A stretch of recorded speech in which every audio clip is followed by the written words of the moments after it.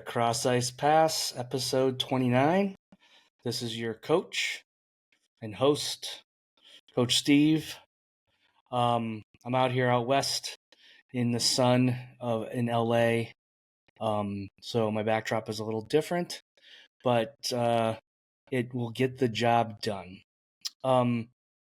It's been a very, very impactful week this week in hockey, and we've got a lot to talk through. One of the things that I wanted to talk about, thank you if for any of you that heard, not only on here or also on my Instagram post about voting for the Willie O'Ree Community Hero Award. Thank you so much. Also, thank you to Estella Rivas Bryant, Jerry Duvall, and Kelsey McGuire, who are the three finalists, for reaching out to me on Instagram and possibly coming in future episodes.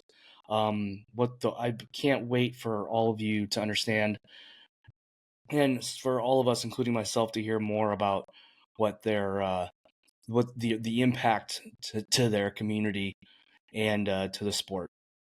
So keep an eye out for that. We won't know who's going to win, who the winners are for the Willie O'Ree Award until sometime in June.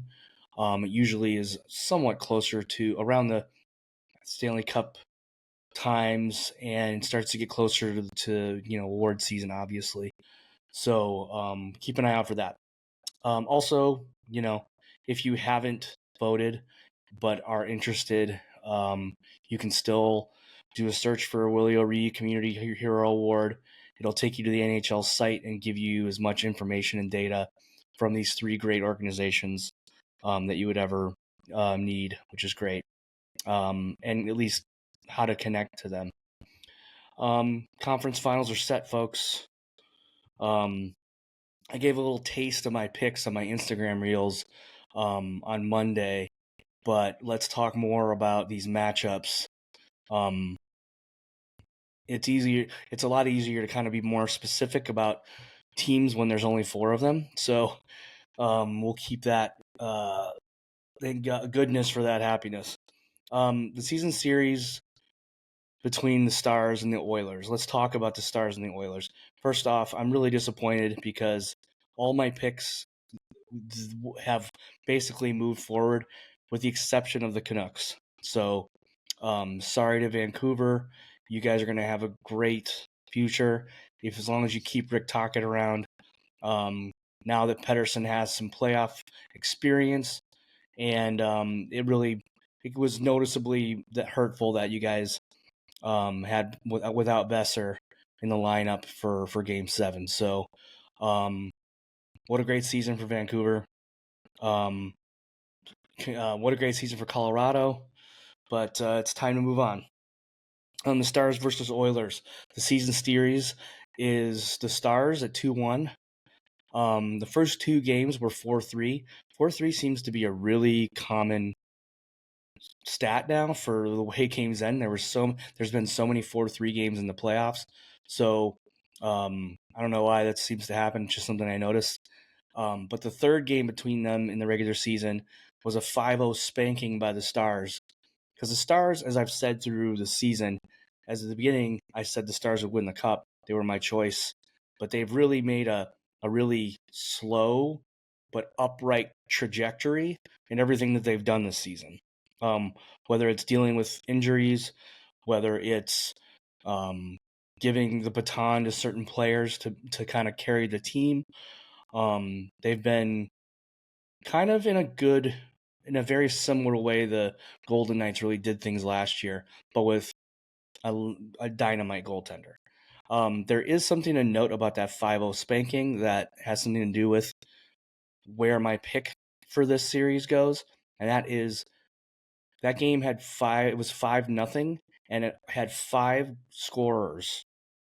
5 different scorers for the Stars, and there was 8 takeaways. The Stars are hard to play against defensively. We know this. The Stars are a well-rounded playoff team. They're ready to fight it out in the playoffs. They're going to frustrate McDavid and Draisaitl a lot. Draisaitl in the last few games in this last series somehow woke up and started playing a better two-way game. He's usually not as known for that, but he played a great two-way game, especially in Game 6 and 7. The Stars have 4 threatening lines with a great split in creative, speedy youth and veteran grit. If they get speedy center Rupe Hintz back, which it sounds like that'll happen, that'll change their look against the Oilers because they will be kind of the same. They'll be able to match the speed of the Oilers. Also, don't forget the back end led by the Finnish power duo of Heiskanen and Lindell. Those guys have been rock solid in the playoffs. So let's keep an eye on making sure that they can lock up the greatest player in the world. They also have the greatest sporting decasting. They got Chris Tanev from the Flames during the trade deadline, and man, he has done nothing but upset opponents and played as hard as he possibly can. Then there's the goaltending. Ottinger is by far better, and the stats show that.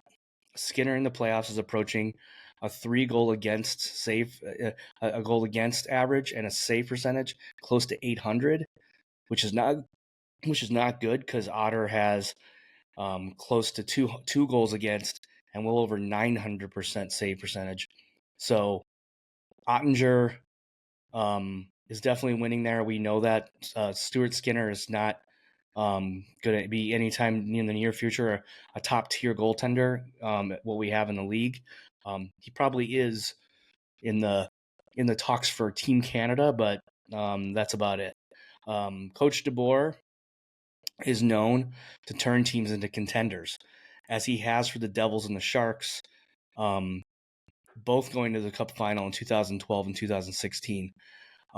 He deserves a big possibility of getting this Cup win.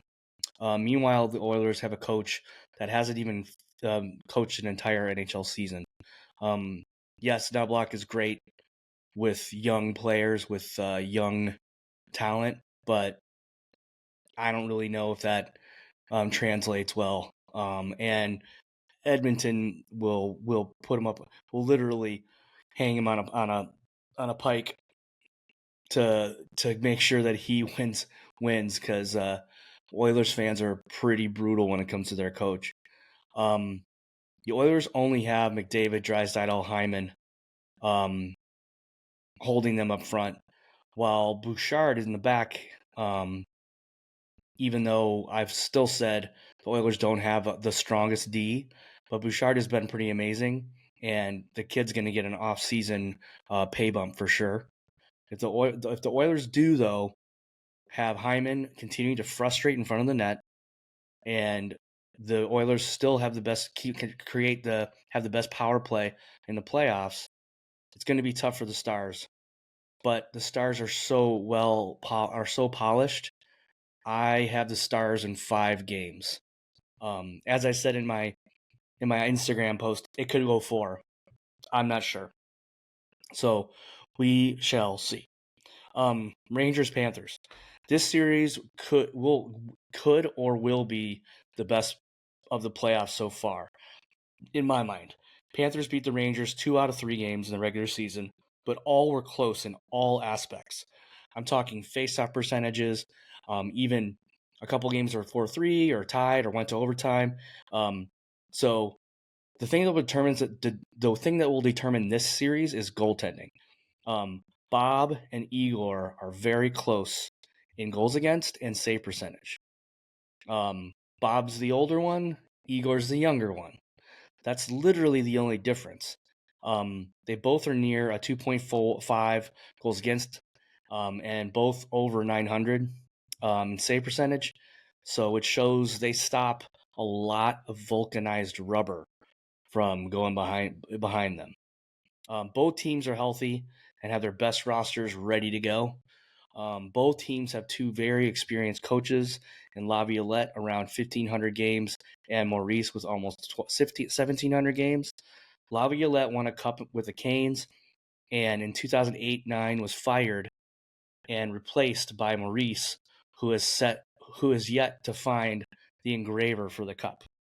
Also, Maurice has an interesting stat. He has some of the most. I think he has the largest loss record of any NHL coach, which is interesting.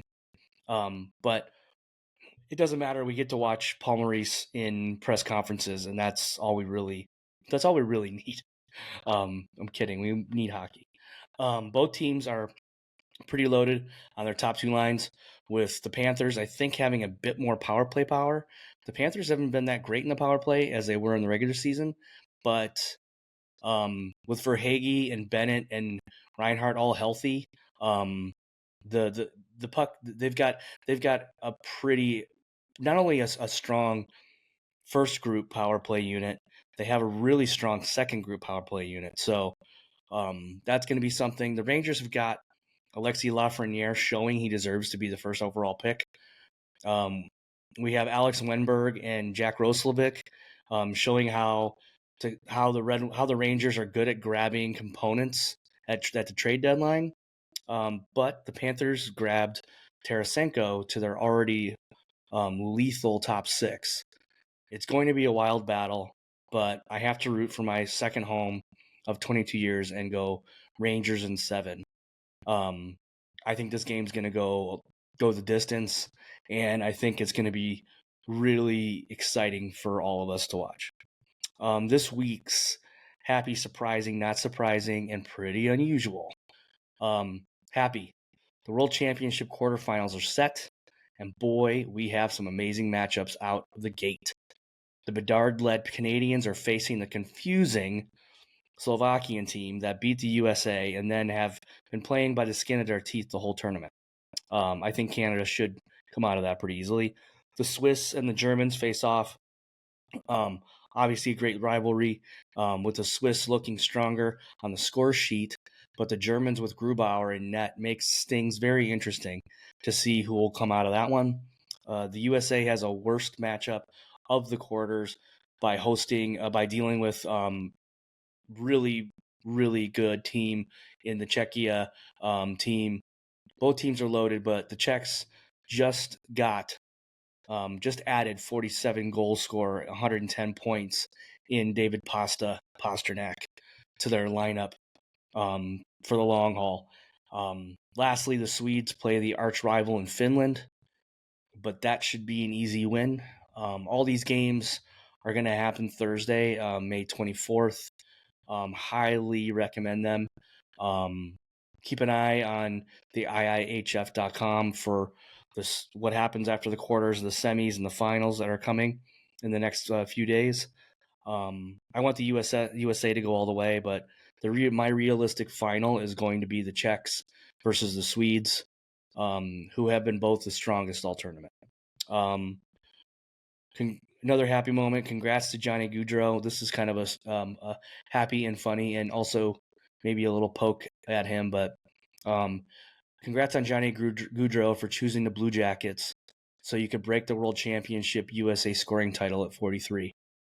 I only say that because yes, Gaudreau has been in the playoffs, but only for 4 years or 4 or 5 years with the Calgary Flames, and he is definitely not making the playoffs with the Blue Jackets, so he has had more playoff time to make this scoring thing bigger for him.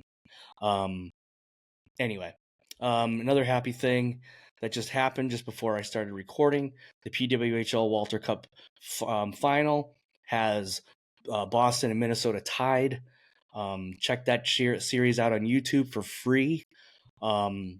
Great hockey, but it is only a best of 5 series. So keep an eye on the ladies battling. I believe Game 3 is Thursday at 7. Thursday, May 24th at 7. They're going to be in Minnesota, so check out the PWHL.com for the schedules. The games are great. I I would have recorded this a long time ago if I wasn't paying attention to the game. Finally, my last happy moment is another kind of awesome championship playoff moment. The legendary Memorial Cup tournament is coming with the OHL champ London Knights, Saginaw Spirit, the QMJHL champion Drummondville Voltigeurs, and the WHL champion Moose Jaw Warriors. Always a great watch and an outstanding way to see your prospects on their biggest stage. Kind of like the World Junior Tournament. And there's actually 9 games possible because there is a tiebreaker game if it has to happen. So definitely check that out. Surprising. Mike Sullivan got the Massachusetts love from Bill Guerin and was named the head coach of the upcoming Four Nations tournament and the 2026 Olympics for Team USA. I was curious that this was going to be possibly Derek Lalonde, maybe Laviolette comes back. Not sure Mike Sullivan's the choice, that my choice, but this does suggest that Sullivan might be out in Pittsburgh, so he can focus more on helping scout Team USA. The Penguins have had a tough couple years. Mike Sullivan, there has been a lot of talk that Mike Sullivan might be the first person out. Of course, other than Jake Kensel, but Kyle Dubas is a man of movement, and I could see Sullivan focusing purely on Team USA, which is fine with me. Not surprising, Rod the Bod Brindamore gets a 5-year extension, even though the rumor trolls were trying to make it not seem so. Just so you all know, when you're looking at Instagram, if you really love hockey and you really love to get into this media stuff, a lot of these rumor situations are kind of ridiculous. There are a bunch of them out there. I'm not going to point fingers at any of them directly, but they're not trustworthy. Why would Rob Brindamore go anywhere? His players love him. It's so obvious that Carolina loves him, and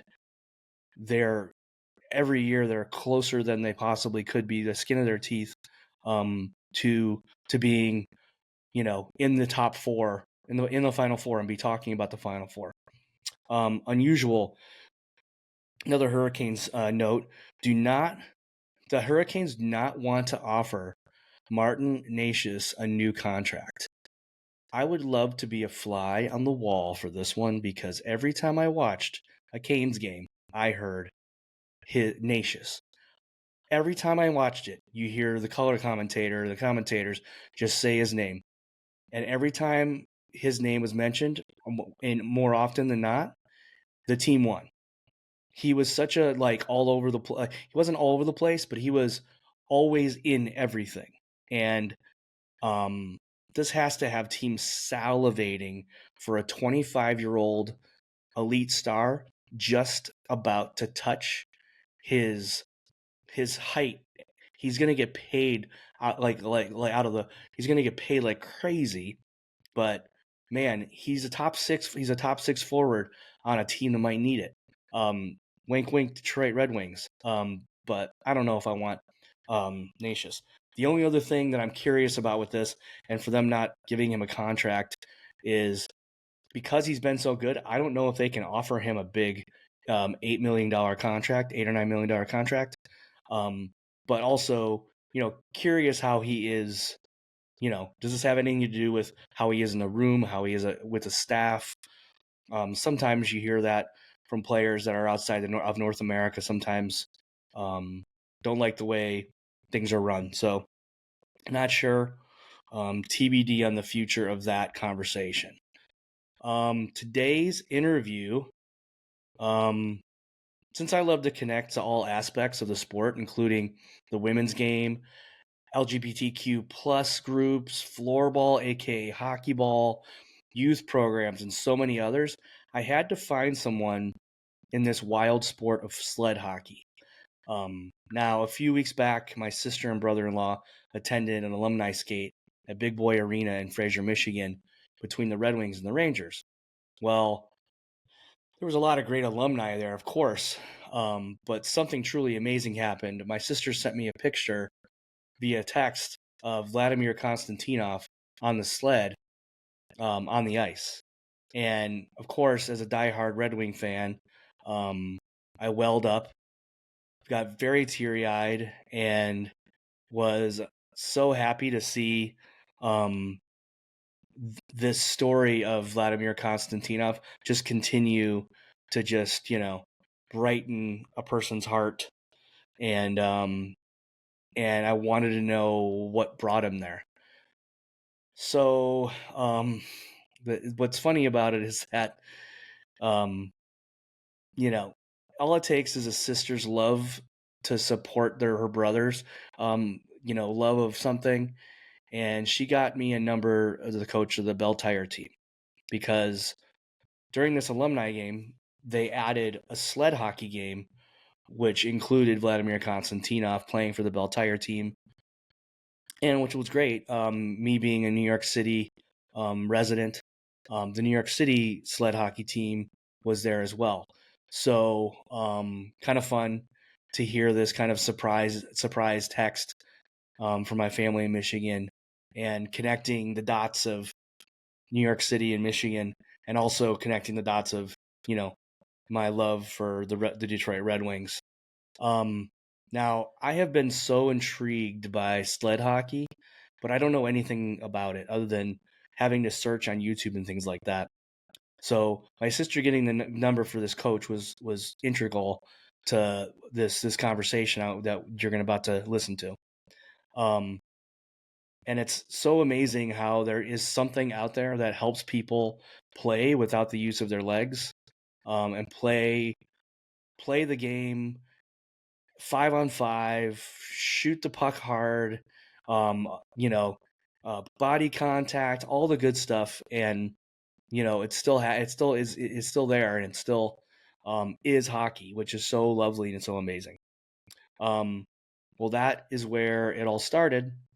And with Derek, and let's move into our conversation with him. Well, we are finally diving into one aspect of hockey that I've been really excited to chat with someone about.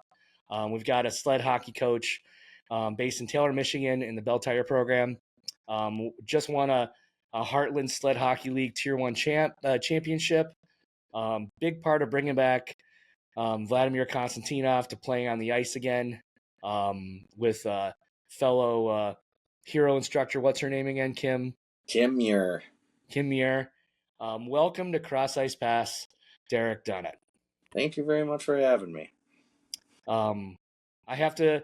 There's always my first question. I've got T-shirts made about it and everything, but and it usually gets a good conversation going. Is what's your fondest hockey memory? And it can be old, new, whatever you think. My fondest hockey memory, man, there's some good ones. My fondest hockey memory has to be when I took my daughter to a Red Wings game. She was actually picked by Brad Richards to be a part of one of his little charity events. So she got to go to the game. We got to watch. I think they were playing the Rangers. Actually, they were playing the Rangers. And this lady comes up to us as we're sitting watching the game and goes, Mr. Richards really likes to meet all of his guests when, after the game. Would you guys be interested in going down? And of course, my daughter, she was 6 or 7 at the time, and her face lights up, just gets super excited. So yeah, of course, we go down to see Brad Richards. He ended up winning or scoring the game-winning goal with like 30 seconds left in the third period. So it was just, it was cool meeting the guy that won the game for us. My daughter had the time of her life. Great seats right there in the mezzanine of LCA. And just overall fun experience. It was an absolute blast. Any one of my hockey memories, the good ones are always going to be revolved around my family. So that was a pretty good highlight one, though. Well, everything that I've found about your program, about what you're doing at Belle Tire, about this great sled program, definitely the thing I love that you just mentioned is it definitely does revolve around your family, and there's so many other families that you're helping by doing this and putting your time in. and making sure that the program grows as big as it has. And I'm just kind of curious about I was kind of, when I was researching, I'm like, oh, there's one thing. Did he play? Did he not play? And then I'm kind of curious about how, you getting yourself into sled hockey. I know your daughter was you know, of course there's Red Wings fans everywhere in Michigan, but what really sparked that interest to not only get her to do it, but also to coach in the sport? So yeah, I grew up a fan. Watching the Red Wings win the Cup 97, 98, 02. When we found out that my daughter was going to be born with spina bifida, one of the first things we thought, it wasn't the negative side of things. It was, well, what can we do to make the best of the situation? And so we started looking into every sort of adaptive recreational program that we could get our hands on. It actually took us about 5 years to come across a sled hockey program. And when we did, we actually brought a lot of people from the spina bifida community with us to go try out sled hockey. So the team itself was more so based around a couple kids with cerebral palsy, and that was where they got their start. How we got into it, my kid started skating, and I had been skating for a couple years before that. But I kind of just saw the things that she was struggling with a little bit, and just started making tweaks with her. Just her and I just fiddling around on the ice. But it wasn't until we went to a camp out in Grand Rapids with USA players, a couple Paralympians showing up, the coaches. Coach David Hoff was there. Chuck Gridley was there, who used to run the disabled sector of USA Hockey. Just awesome people to learn from. And the coach of the Grand Rapids team, I think he's had a Tier 1 juniors team for the past 11 years. So and you imagine that because the fluctuation in age in this division is so wide, to be able to maintain that level of or that standard in your team, it was pretty admirable, pretty respectful. He's a very well respected coach, and they were the ones that told me to keep pushing for more. His name's, we call him Coach Kaz, and Kaz had pushed us to start a more competitive team over on our side of the state. We actually had 2 players on our side of the state who were traveling to Grand Rapids to play competitively. So once we saw the camp, once we saw how practices are done and how they should be run, we kind of came back with some ideas. And so I immediately started getting my coaching certs. A group of parents wanted to take it to that next level, whereas some of us wanted to stay recreational. Totally fine. So we ended up approaching Belle Tire, and that's how our team got started. And so we've been competitive for, this is actually our 3rd competitive season. And so that was our start. What was with the sport. It's developed into so much more beyond that, though. It's hard to keep up. Yeah. So. No, and I mean, not only the Paralympics, but also the U.S. and Canada's successes with it, and thankfully the things that are happening in the NHL and some of their growth and some of the things that they're talking about. Social media is helping it as well, but it's such an interesting thing for the fact that what really strikes me when you mention that, trying to find a thing. And I mean, I coach anywhere from 13 to like 17-year-olds, and parents are terrified to have their kids play hockey. And I can't imagine, I know I know parents that deal with kids with disabilities are trying to give their kids all the equality that they can get.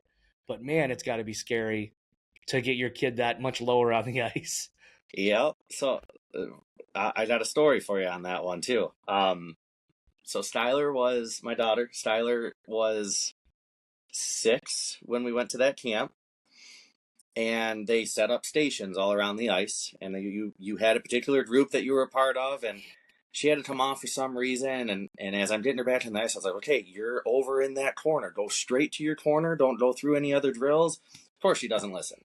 So she goes right through, the 20, 30-year-olds playing, and one of the guys turns around and fires a shot, and it ends up hitting her under the helmet.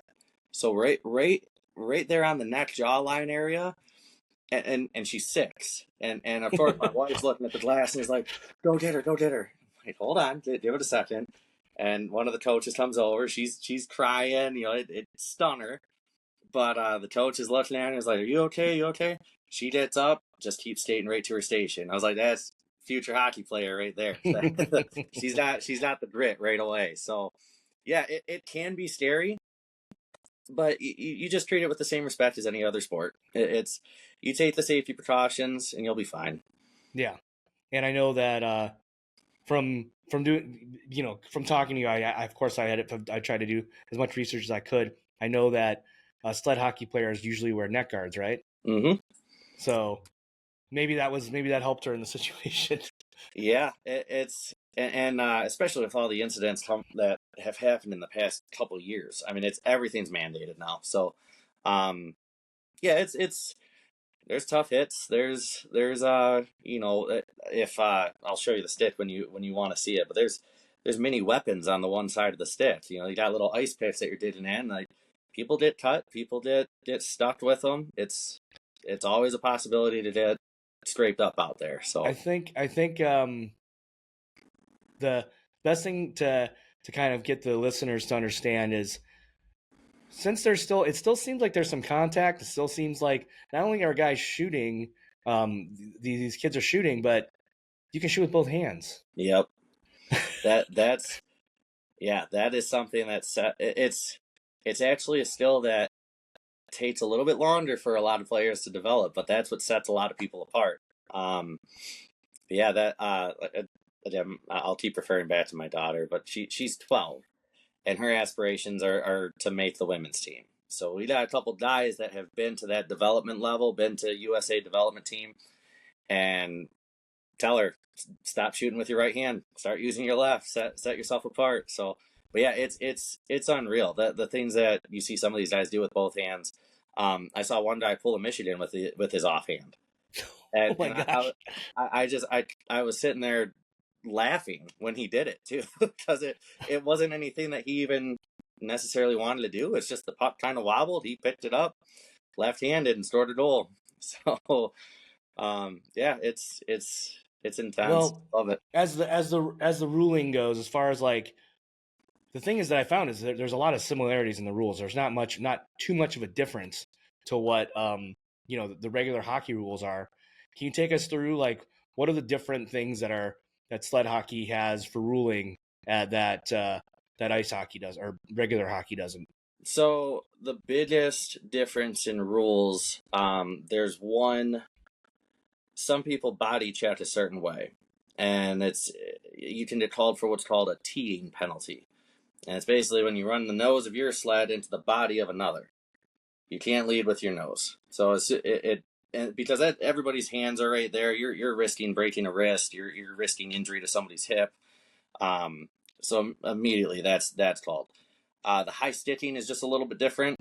You can take a shot anywhere from, I believe it's shoulder height down, but if the puck is in the air, it's crossbar. Okay. So you can still reach over, and they're not going to call it dead.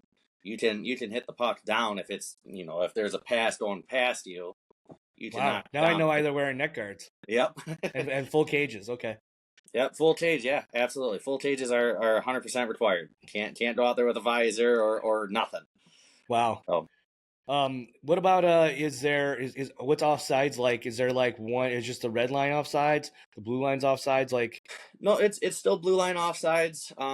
And it varies in each division. So juniors, for let's say like icing, for example, juniors is automatic icing. Adults, they usually do like hybrid, so it's just same as the NHL, first one of the hash marks. But then Offsides, it's basically if you have possession. It's not like they're looking at the blades of the sled. As long as you have possession of the puck as you're crossing the line, they're not going to call it offsides if it's just a little bit behind your blades. Okay. So it's more possession based for that. Now, if there is, I mean, there's obvious calls, and then there's some that aren't so obvious. So a lot of the refs do a pretty good job at managing that. Sometimes you get the questionable ones, but as long as they go in your favor, who cares? Yeah. And I can imagine that, you know, when I think about kids that, you know, even myself trying, I got nice big Michigan hips, so I have a tendency to be pretty good at protecting the puck sometimes. But the fact that you can take the puck but underneath the sled and go arm to arm, um, because I in my mind this is what I think is like, okay, the other side of the stick is how you get moving, and then you start to kind of use the puck. But I've also seen guys use like one hand to get moving and still being stick handling with the other hand. Yep. It is wild, and kind of curious how like board play happens when it comes to. So we know that you can't do it, you can't T-bone anybody, but Right. how's the board play go when you got a guy with his arm between the sled and the boards? I would imagine someone might get their hands hurt or something. It's possible. It is possible. It's most people are very respectful when it comes to it. You're not going in there to try and blow somebody up and blow up the play. You can have a good puck battle along the boards, and everybody comes out fine. Or you can have that one guy that thinks he's a bowling ball and just runs into the four guys that are already fighting for the puck.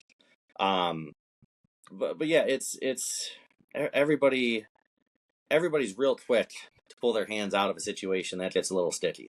But it does happen. It's happened to people on our team. It's happened. We've done it to people on accident. It's just it's the nature of the game. Right. Okay. The next thing I'm curious about is changing. Now I know that I can kind of jump over the boards, jump through but I've been to places like old school rinks that, you know, you almost have to like get a step ladder to get over the boards.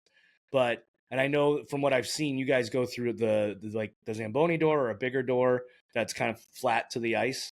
There's two ways to do this. Mm-hmm. So international play requires the sled adaptive boards. So they drop the lip of the door to where you just have like a little bump at ice level, and then the entire bench is made with synthetic ice. Okay. So they'll actually pull the benches up. The synthetic ice is laid out there, so everybody can kind of just hop through the door and skate into your lineup. Wow. Everywhere else, the traditional way of doing it is everybody's backs are actually along the bench boards. Okay. So you don't actually pull the players into the bench in a typical sled hockey game. They're but in the neutral zone. You know, your side of the neutral zone is your bench. So they have these. We set up little like triangle deflectors right at the blue line. So Mm-hmm. if you're launching the puck around the boards to get it out of your zone, it'll hit that little triangle and divert out. Oh, wow. So and then another rule difference: if the puck does wind up in your bench, you're only allowed to just tap it right out in front of you to allow it to be played. You can't like make a pass across to somebody else. You can't play it from the bench. You have to leave the puck where right out in front of your players in order to let it be played by whoever's closest. That's interesting. I would imagine it would be better for you guys to play on bigger ice, like Olympic size ice. But I know that doesn't always exist. Nope. But you guys are still 5-on-5 plus a goalie. Yep. That's so wild to think about. You know, just kind of jumping in and out like that, and Yep. having this little kind of kicker so that the ice or the puck kind of moves up the board just like like it normally would. Mm-hmm. That's so wild. At the international level, like you were mentioning with me, the synthetic ice, do they actually make that like clear board so the players Yep. can kind of see what's going on? Yep. So I've seen some that just have like a window at the top of the boards, and some that change it out to the full clear plexiglass. So, yeah, it just kind of depends on the location. There's different ways to do it, but as long as it's regulation, I guess. Yeah, yeah. No, man, Derek. That's so. I didn't know any of that, but my other thing is that I'm really curious about is I know that, and I've seen different levels of disabilities, and I've also seen from what you got to do with Vladimir Konstantinov, um, there's a pusher involved. Like, what's the variations on what you can have in a game for those aids or not? So the pushers have their own set of rules. You obviously the pusher cannot play the puck. So like if it winds up in their skates, they can't kick it to somebody. They can't skate backwards. And then there is actually like a trapezoid in your defensive zone. If you drew a line straight across from the face-off dots and then kind of back towards the net, those pushers can't stay in that area. Now, if Wow. the play is moving around, they can kind of veer through it. But as far as like setting up, you're putting a big body in front of the net. It just makes it unfair. Yeah. So that's other than that, they have free reign. We had a couple people talk about maybe not allowing pushers in the face-off circle, to take a face-off. I don't agree with that. Let Hmm. let a little kid get in there and take a face-off. There's nothing Yeah. wrong with that. But yeah, they can get involved in the play just as much as anybody else. Have you ever had a game where either your team or the team you play has all five players that are in need of a pusher, or is That's there? actually you're only allowed. I believe it's one per team on the ice at a time. Okay, So we have to alternate the pushers out um, when we do have more than one. gotcha. So that pusher is kind of like an extra teammate in a way. Yeah. So when you switch out players, the pusher's kind of switching from one player to the other that Yep. need if it's Yeah. needed. Yeah. Or I mean, we can have multiple people pushing as well. So if there's a quick line change, as they're skating off, the other one's skating on. Keeping it going on the fly type of thing. That's what we did at the alumni game. We had my assistant coach, at two of my assistant coaches. One is the father of a kid on the team, and they were taking turns between Vladdy and his kid. So everybody wanted to push Vladdy. So, Yeah, um, but yeah, they took turns, and just as soon as one was coming off, the other one would start skating on and get back in the play. And yeah, you're not going to call for like a too many men or anything like that if it's right there on the line. So sure. It's the way it should be. right, At least in my beer league, I'm like, when you look at a ref, you're like, is that really offsides? right. No, that's great. I mean, all that stuff is awesome. Let's talk equipment here. And I know I asked you to bring a stick. Let's start there, and then we'll move into the sleds. Sounds good. Got them right here. So this is one of my daughter's sets. Mm-hmm. These are actually, you can see the design on them. They're actually USA issued. So Right. these are given to the Paralympians and the development team players. And Warrior just came out with a new style. So our D team player got his new set and gave the old one to my daughter. These are actually one pieces, but a Mm-hmm. lot of times what we'll do is we'll take a Warrior blade and we'll just cut down senior sticks that are broken, Oh, and you can okay. plug them right into a shaft. So as you can see, like the lie is trying to get the Yeah, shape right. yeah. So there's not so much of a lie there, but it's Sure. just enough to kind of get it flat on the ice while still having your hand off. Right. When Like you a wanna- normal lie, like my sticks, I think are 5.5, yeah, I think and it's like that's a one. yeah, yeah. So And it even looks like the paddle is a little smaller or different, or is yep, it's small to be able to fit your hand around it. Because a lot okay. of a lot of the players when they skate, you're constantly switching your hand position. So stick handling from down here, and then you're sliding up for full movement, full range of motion. You're sliding them all the way up. Some people hold them kind of like this around the tip. Mm-hmm.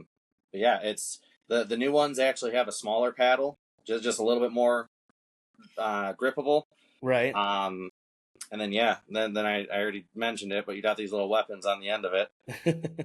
Those are the ice picks. Just kind of Wow. they did in the ice, So and the the thickness of the metal on the ice pick looks kind of this like the same width as the steel as like ice as skate steel almost. Yep. Yep. One question I have with that, since they're constantly flipping it, and now I know now I see why the neck guard thing and helmets are definitely needed. Is there a limitation when a guy has when a skater has their arms up? Is it okay if you have your arms all the way up and trying to stride as hard as you can? Is there any like, so you're not getting someone sliced any up at the head level? You're not really going to see that. Okay. And it's just because it's not taught like that. Right. It's more forward. So Okay. so if you even look here, like you see how there's an angle on it. Mm-hmm. So they kind of angle them just enough to be able to get full contact with the ice without having to go straight up, down, and then pull. So when you're kind of like a rowboat, you're reaching forward and you're pulling. It's the same concept. Your arms are in the same swing of motion. You're not going way up here to try and get more force out of it. It doesn't work like that. So I don't think you'll ever see anything like that. Right. So I like what you mentioned. The good comparison is it's rowing. It's kind of like getting your arms forward and pulling.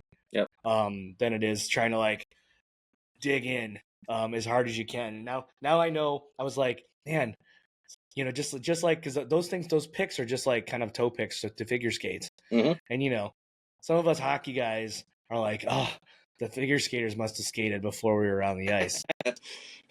But these things probably don't do that too much, because for one thing, you're not going to do a double axel, and secondly, it doesn't seem like, you just said, you're not digging in like a ice pick or something, Right. It does do it to a degree, though. I'll give you that, because it's you did a good competitive game out there with a lot of good skaters. You got some divots in the ice for sure. And then as soon as the Zamboni goes over, you got all those dark spots all over the ice where the water's trying to freeze. But yeah, it's like when we first started, we had to talk to several rinks just to make sure we could do it. That they weren't going to be upset that we're bringing different equipment out there, and everybody's been cool with us so far. But yeah, they're like I said, the more competitive the game, the more you see that stuff out there. But yeah, it's not like it damages it. As soon as you let it glaze over for a good 10-15 minutes, you're back to good ice. It's all about the Zamboni driver then. Yeah, right. Not everybody can have an Elsa vodka, right? Right. The one thing, moving from the stick equipment, because it seems like the rest of the gear, the pants, shin pads, all the stuff are kind of similar to regular hockey gear. Yep. Where it switches is the skates and the sticks. Yep. Now I saw when I was researching that the skates, players still wear like a hockey boot. Yeah, some people do, some people don't. There's a lot of people that have like prosthetic bracing, or orthotic bracing. Like my daughter, she has braces that travel up to her knees. Mm-hmm. So that protects all the underside of her calf and her foot. So if she ever got a puck, her foot's entirely protected, and then the shin guards kind of cover the rest of it. Right. Yeah, there are several people that will take the skates off of, or the blade holders off of old boots, and it's all for the protection. I've seen people skate in Crocs before, so it's all dependent on what you're comfortable with. I mean, this is a pretty hardcore thing. So, I mean, hockey in general is, but the fact that I can't even imagine being a few feet lower on the ice, knowing the way people shoot the puck sometimes. So, I took a puck from my buddy off the chest last night. So, I understand it all. Done you a little bit. Yeah.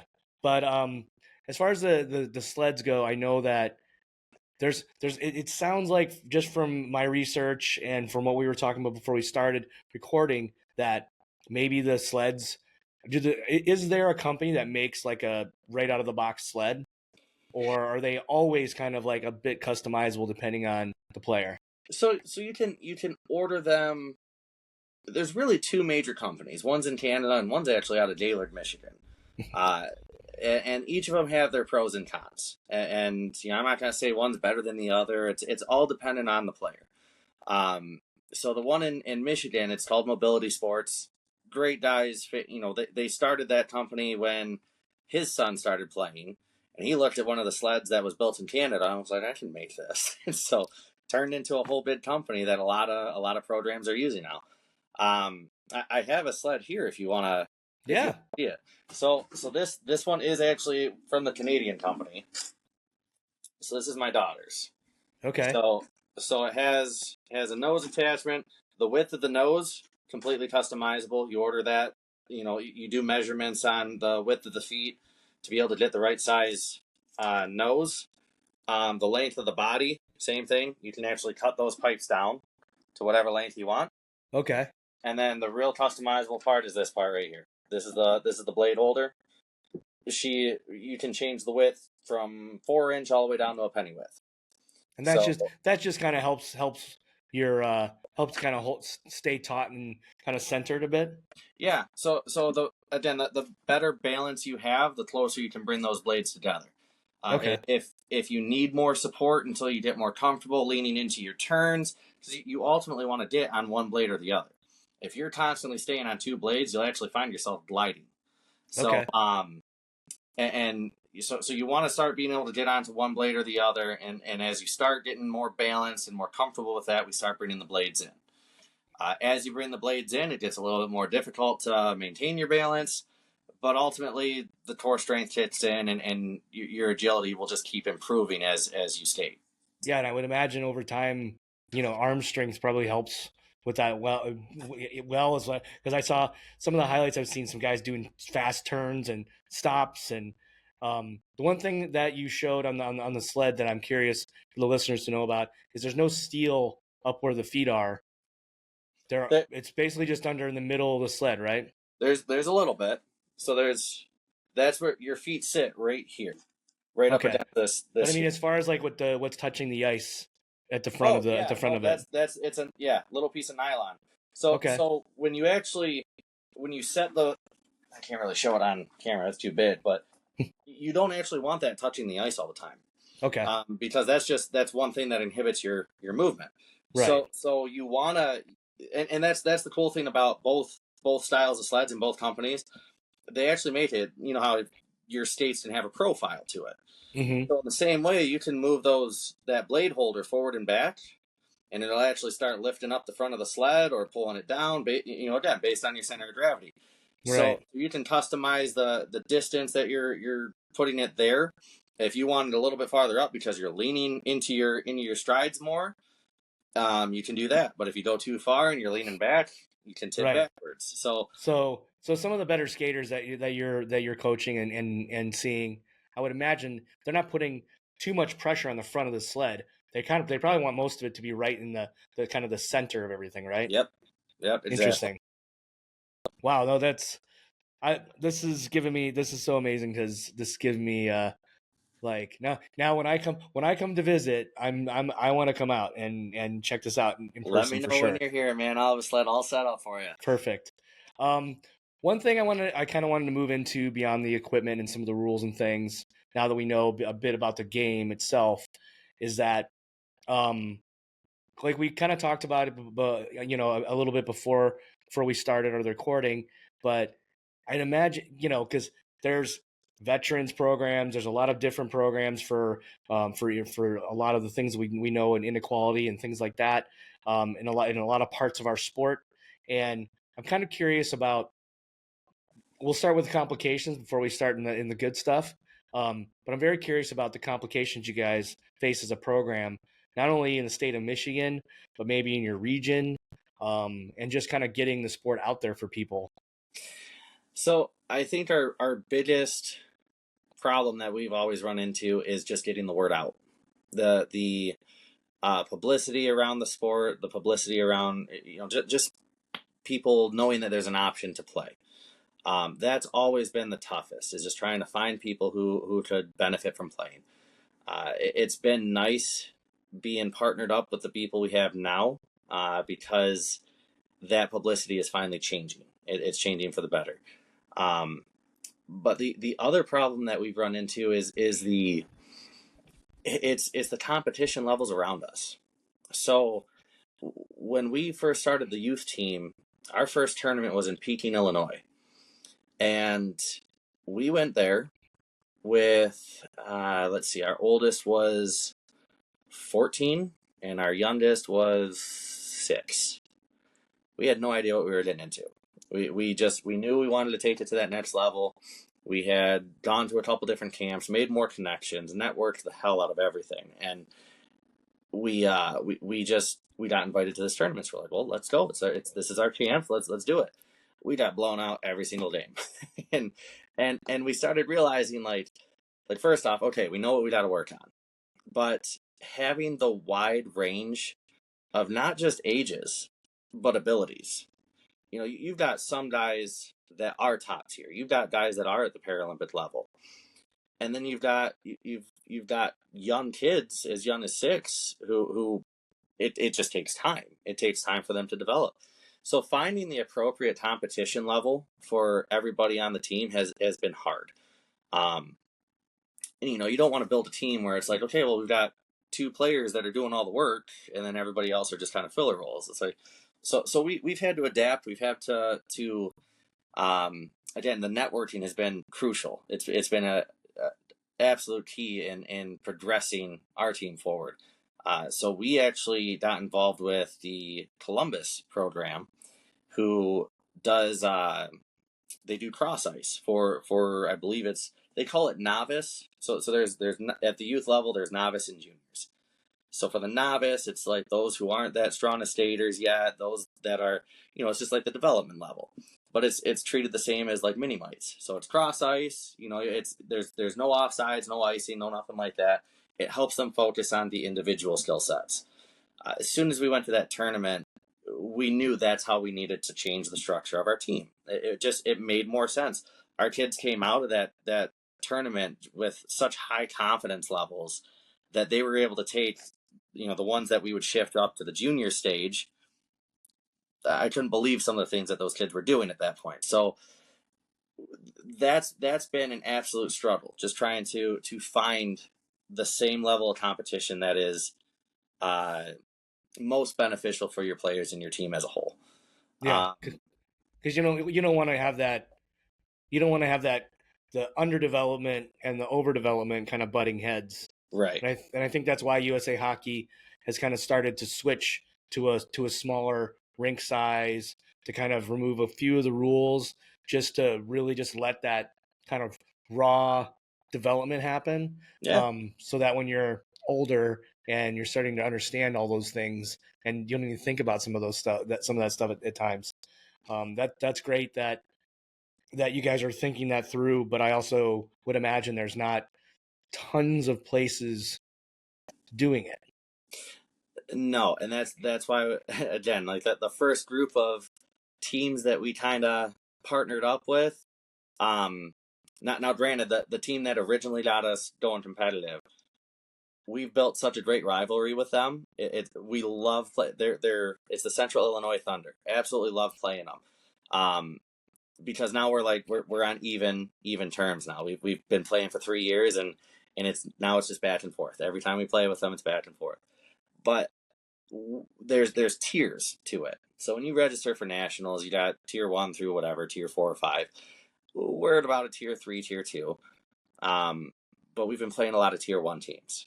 So it doesn't do any good for our development when we're going up against a team that we know we're not going to win, and it's it's inevitable. The score gets 5-0 in the first period, and we know there's no chance. So I imagine that's a long drive back home. Yep, it can be for sure. Yeah. You always go home with the thought of what can we work on to do better in the next one. So, but yeah, that's been a big one for everybody on our team. Another big one that everybody has trouble with is just funding.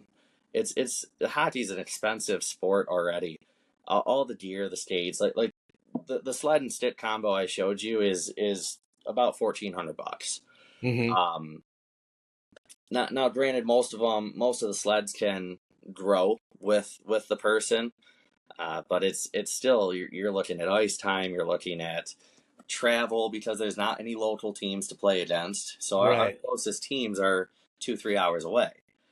So trying to manage that in with everything as well, it's there are a lot of challenges, but we're the parents usually come through and we always make stuff happen. So, um, but yeah, as far as that's really it for the challenges. It's definitely outweighed by the pros category. So, um, but yeah, I mean, I can't think of anything else that's really Yeah. champion off the top of my head. Sorry.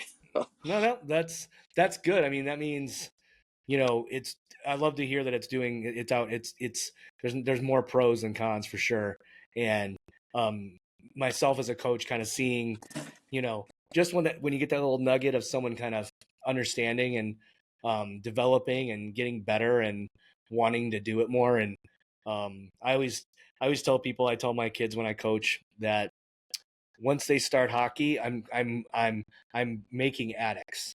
And Yeah. parents sometimes are like, what do you mean by that, coach? And I'm like, because, you know, just like your family is, my family's that way.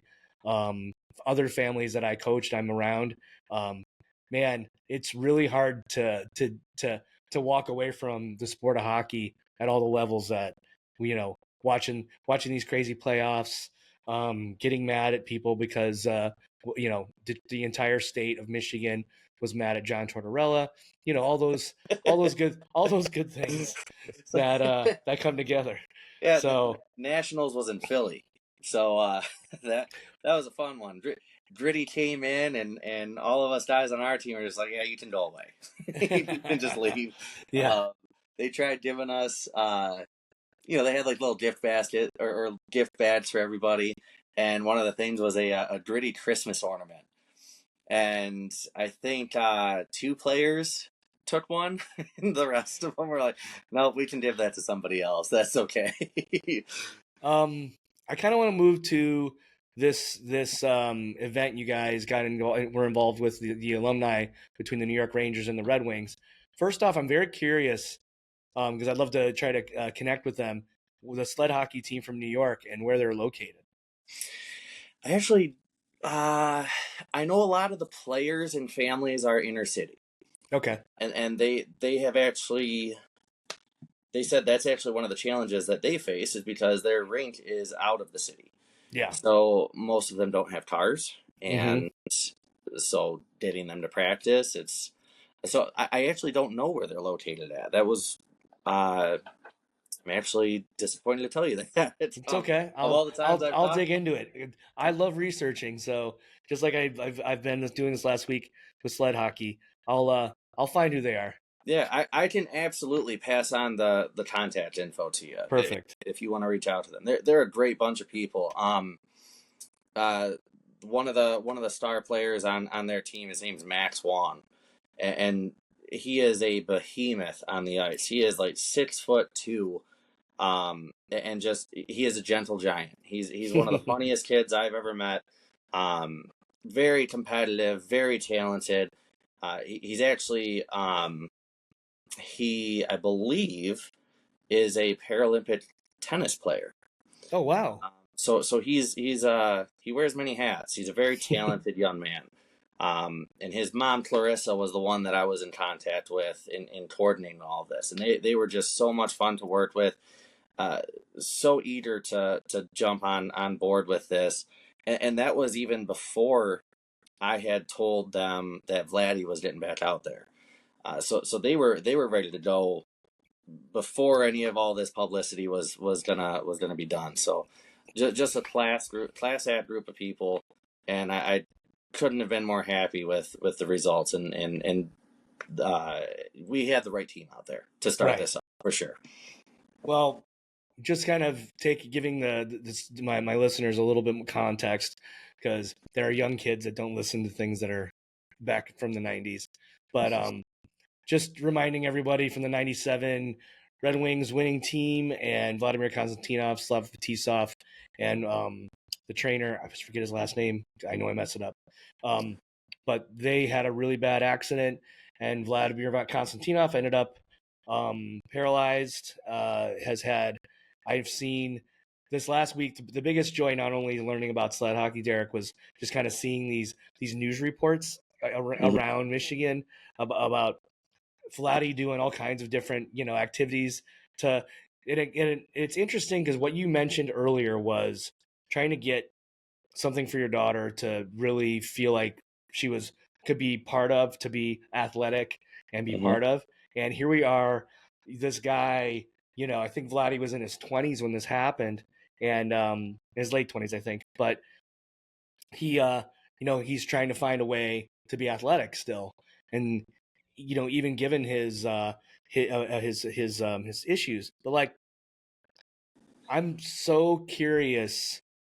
I saw the little news report about you and Kim, and I'm just like, man, who like started that conversation to get the Uh-oh. Vladinator back on the ice?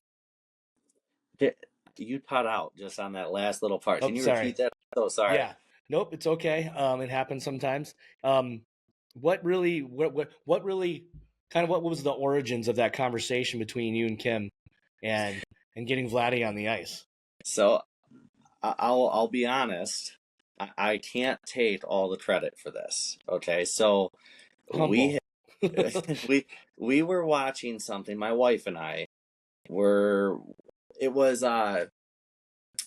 Vladdy did a promo with Jake Wallman for some apparel lineup that they were partnering on, and we saw the advertisement for that.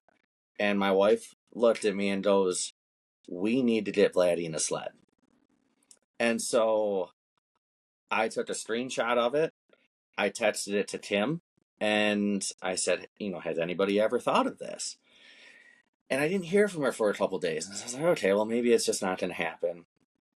And I get this call from somebody I'd never met in Joe Neville who was part of the GH Pastor group. And he gives me a call and he goes, hey, Kim told me you had this idea. Let me put you in contact with his team. Let's get this going. Let's actually do this. Kim had already kind of gotten us in with this alumni game to showcase sled hockey at some level. I wasn't sure at that point if it was going to be an intermission scrimmage or if it was going to be a pregame thing. Once we started getting Vladdy involved, we knew it was going to be bitter. So Joe made the call. He got me all the connections. I ended up talking with a lot of Vladdy's team, his therapists, his bookkeepers, everybody. Just can we do this? So I set it up with our rink. All our equipment was there. I actually got his measurements from his therapist beforehand and built the sled to his specs and had it there waiting for him. And Wow. so he came out. Kim was out there with us. Joe was out there with us. And he lasted maybe 7 minutes and wanted it off the ice. And, but in that 7 minutes, he started showing signs of trying to push himself. He actually lifted the puck with his left hand. He's a right-hand shot from the NHL. Lifted the puck with his left hand into the net. And so right away we could see like things clicking. Like he's still got it. There's still muscle memory there. There's still he knows how to still do this. And so we started talking with the staff again and kind of got him involved in the charity game. And it took off. It took off like wildfire. I know Kim had originally posted something on social media, just how cool it was to be part of his first time back on the ice. As short as it was, it was incredible. Because you don't think of Vladdy in terms of the return. He's like everybody knows him. Everybody knows who Vladdy is, but they always focus on the one part of his story, Mm-hmm. that being the car wreck. It was just totally different to be able to add another chapter to that, and to be able to give somebody who had reached that caliber of play and had it stripped away the way he did, to be able to give it back to him was something words can't explain. It was so fulfilling being able to be a part of that. Yeah, I can only imagine. I mean, and on top of it, you guys had so many fans there. I know it was on the news and things leading up to it. Um, you know, it's interesting as a kid myself that I've lived in New York for 22 years. I was one of the many in New York City that witnessed 9/11. I've got these like big traumatic moments in my life, but man, when that happened with Vladdy, just after winning our first cup after 40 something years and having this like super high, happiness that we all had in Michigan for Red Wings fans, and then that super low that happened. Seeing Steve Yzerman, almost to tears, kind of in the press conference and things. It was like when my sister sent me the video of it, and I had heard nothing about it in New York City. I was just like, you know, I was, it almost brings up tears thinking about it because I'm like, man, that just goes to show like resiliency. And I love what you mentioned too about like making sure that that's it's always that story, and and now now I can call him the Vladinator again Yep. because he's back. He's back on the ice. I don't know how often he'll be on the ice. I don't know how much more he'll be on the ice, but knowing that happened is not only impactful for Red Wings fans, but I think everybody should take that story and kind of be like, hey, I can do this. Yeah. And I try to do it a lot. Like I've spoken with Ali Frady, and everybody talks to him about the shot. And he was a great skater. He was a great player. He was on the U.S. Olympic team. Mm-hmm. Clint Malarchuk, who I have to speak with, and he took the crazy injury to the neck, and everyone always talks to him about it. Every YouTube video interviews him about that. I'm like, man, I want to talk about your hockey career. Yeah. And hearing that and hearing that you were kind of in a similar, you treated it just as a similar way as I have with the way I talk to those guys, because I don't want to talk about that one thing I know that was terrible. I want to talk Yeah. about the Vladinator. Yep. No, and So it's so he's a funny guy too, and um, for people that aren't aware of like his mental state right now, he's there. It's the connections to actually do something about it aren't there. right. So he understands what you're saying. He understands what you're talking about. He just might not be able to do as much about it as a typical person. But so when our last practice before the alumni game, we had him out there. We were doing team pictures, and I asked him, I was like, "Do you mind staying? Just let's get one team picture with you right in the middle." He's like, "Yeah, okay." Man, a few words. Yeah. All right, cool. Will you stay here? And then I got two players like wrestling next to him, and I kind of like leaned down. I was like, "I'm sorry, you got to deal with idiots as teammates now." And he kind of looked and laughed. He understands it. He recognizes it. He's recognizing our players as like his teammates. He's interacting with them every time he's out there. Even in the alumni game when we knew he was only going to play for 2 periods. That was the plan, and then he was going to go back out and do some signings, whatever else. And but just seeing him as we're ready to get him off, he's going through the lineup and fist bumping both teams, and it's he was having a ball with it. He really was. And to see him smiling, coming back on the ice, and man, his face just lit up when we set the Stanley Cup on his lap, and just kind of treated it like that moment in the from the '98 season when Stevie put it back on his lap. Right, his face lit up like I'd never seen it before, and it was just like that's why we do it. That right there is why we do it. So yeah, getting him back out there, it's been a blast. And now we can focus on how it's going to benefit him in the future. Because now his therapists are talking like, they're seeing he doesn't use his right hand all the time. He's kind of stubborn with it, from what I was told. mm-hmm. But they're looking at it as even a form of therapy now. like it forces you to use both hands as much as possible. So he's actually, I'm supposed to drop a sled off at his house so that he can hop in it once or twice a week and practice at home. And it's cool seeing, again, it's not, we're not in this for ourselves. And I made sure to tell everybody involved in this story. I'm like, you guys do your news story and that's great, but whatever is best for Vladdy is what I'm most interested in. I'm not gonna try and take any credit or publicity away from him. Yeah. What's best for him is what I'm most concerned with. So, well, that's the coach in you. So hopefully it works. That's so amazing. And I mean, I hope anyone that's listening to this that's a Red Wings fan, I know a few that will listen to it and might not have known of the moment. Definitely, it was a moving moment as a Red Wings fan, especially considering we really needed something that uplifting at the end of the season that we had to deal with. So it really helped. well, don't worry, he'll be back. Yes, I love it. I love it. Kind of leading off of that, I mean, I'm kind of curious. The team that played with him, what was the age level of the team that played with him, and how much did you have to really explain his career to them? So let's see, the youngest on that team, probably 8 or 9. Mm-hmm. I think it was 8. That would have been Connor. The older guys, the adults, they all knew exactly who Vladdy was. Kids, specifically my kid, had no idea. We ended up watching highlights on YouTube and explaining how important he was to the team, what a difference maker he was on the blue line.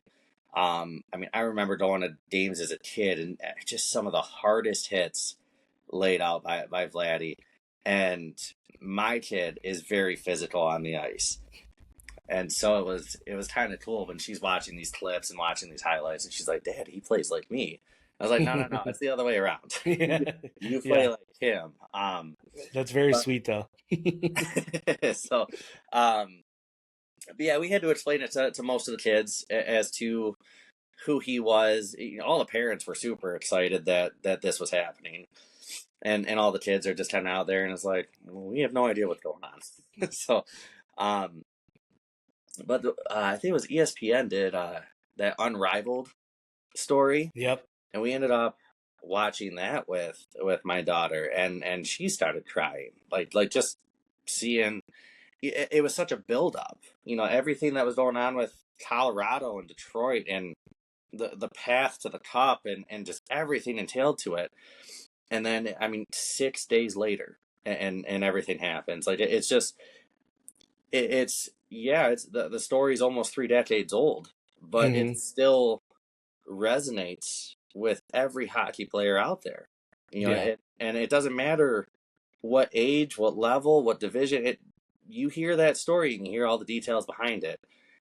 There's it's so much deeper than just a car accident. Yep. So yeah. I mean, it took a lot to explain to some of the kids, and some of the kids did their own research too. I was proud of a couple of them for looking them up on their own.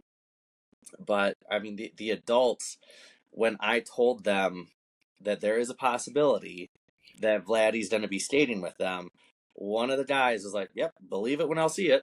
And I'm like, "All right, man, bet you're." So he got out there, and yeah, his name's Rito. He stated up to me, and he was like, "Okay, I'll eat crow." But yeah, it was cool for everybody involved. Even the guys that run the rink. When I tell them, like, hey, I need a time slot that isn't necessarily going to have a lot of people around, and the guys asking, why? What's going on? I'm like, I can't give you all the details right now. Just give me a good time slot. And yeah, because you never know who's gonna just leak something. That was it. So we had to keep things kind of tight-lipped for a bit, and I mean, the spectators that flocked to that rink to see Vladdy. There was one kid because there was like a Belle Tire team practicing after us. I want to say there were like 10 or 12 U, and one of the kid actually, you could hear him say, "I wear number 16 because of him," and made my day right there because it was just it was so surreal. It really was just seeing everybody involved and how much light Vladdy himself has shed onto the sport. You know, it's not our team that's the only one benefiting from any of this. Like he doesn't even realize how impactful his presence back on the ice is to the entire sport of sled hockey. I mean, it's had a worldwide impact on the sport. So, I mean, just awesome to be a part of. That's so awesome. We're kind of getting close to kind of closing out our chat, but Derek, I'm really congratulations on this great event. I'm so happy that the alumni of the New York Rangers and the Detroit Red Wings were willing and not challenging the fact that you guys were going to have this sled hockey game, even without Vladdy there, around Right. this big moment, with these celebrity hockey players, these legends that in both programs. A lot of them are Michiganders. I know that's how they snagged up the Miller boys always. But Yep. but you know, I'm still kind of curious. Thank you so much for taking us through this great aspect of our sport of hockey, that really gives a lot of possibility for people to play the sport. Yes, it might be a little different, but it's still on the ice and it's still hockey. You're still going top cheddar. What is something that you're kind of looking forward to, not only for your program but for the sport itself, kind of down the road? I mean, it could be the things we talked about before, and the fact that in your daughter's dream. Take me there. So that'll be a big one. Our goal right now is to get the women's team into the Paralympics. That's we've got a lot of people and a lot of good support right now to make that happen. So that's our bid plan, bid next push. My daughter was actually invited to be part of an international outreach program. So next year the plan is to, and there's actually a debate right now on whether or not we should go to Korea or to Germany and start building up the international teams abroad. Mm-hmm. The U.S. has enough female players to support two teams, and so the bid push is for everybody else to start stepping up, and so that's what I'm looking forward to the most is seeing the impact. You don't have a kid necessarily. I mean, you always dream that your kid's going to change the world, right? We always tell our kids that, you're going to change the world someday. Well, my kid might actually do that. Yeah. So it's having that bit of an impact on an international level stemming from all of this. It's given us such a big platform with which to do something really great on. And so I'm really looking forward to pushing for the women's sled hockey division to be started up by 2030 in the Paralympics. And I'm looking forward to my daughter's chance to play there. Yeah. That's pretty great, and I'm looking forward to it as well. I'm sure that sounds like she's if she's a little Vladinator,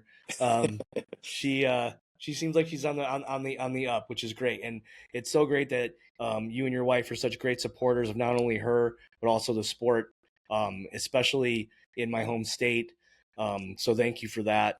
And I'm so excited to not only hear what you guys are going to be up to, but also when I'm in town, we'll be in touch.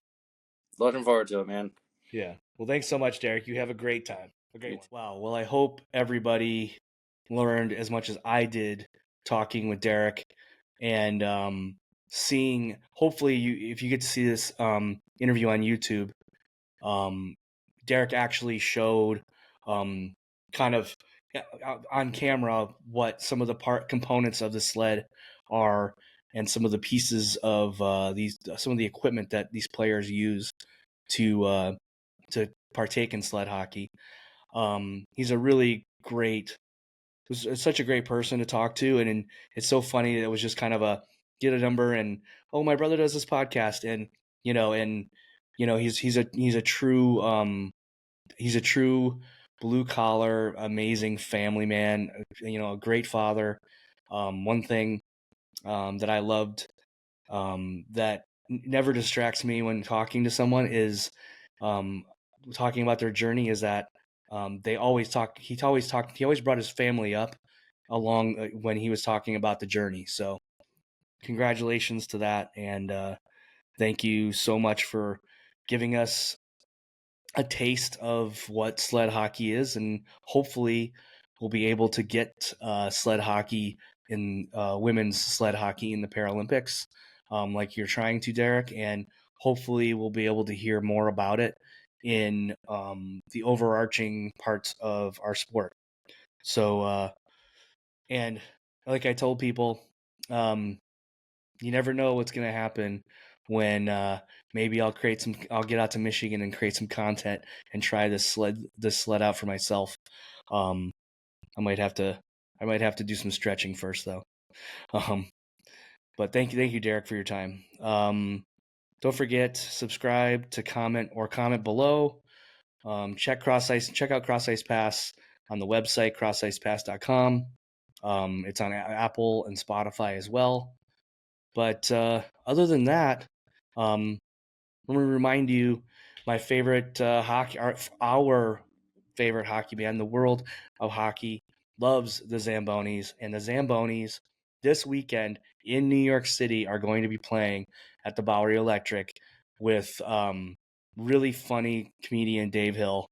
So and it's a day thing you can do on Memorial Weekend if you're in New York. The tickets are super affordable. So check out the Bowery Electric. It's going to happen Sunday, the 26th. And it's going to be a great show. I know everyone will love it. Dave Schneider, the captain, the lead singer, the Zambonis, is a hoot, and I'm sure you will all fill up your amazing day on Sunday and walk away with tons of smiles as you go on to your barbecues for Memorial Day. So that is it for episode 29. I'll see you over on the right wing. Make sure you got your stick on the ice, because I'm going to put it right on your tape. So that's Cross Ice Pass this week. We'll see you at episode 30, and we'll talk soon. Take care.